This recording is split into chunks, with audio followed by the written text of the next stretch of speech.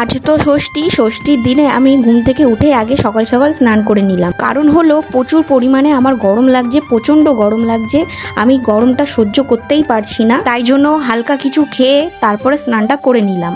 আর ষষ্ঠীর দিনে লুচি তরকারি হবে না, সেটা কি কখনো হয়? তাই তো সকালবেলায় দেখি লুচি আর ছোলার ডাল এদিকে হয়ে গেছে, আর আমিও খেতে বসে গেছি। সত্যি কথা বলতে কি, আমার এই প্রেগনেন্সির টাইমে আমি গরম একটুও সহ্য করতে পারি না। এত পরিমাণে গরম লাগে, মানে বলার মতো না। রাতে তো গরমে ঘুমোতেই পারি না, এতটা পরিমাণে গরম লাগে। আর মানুষের খাওয়া ঘুম এই দুটো ভালো হলে সব কিছুই ভালো হয়।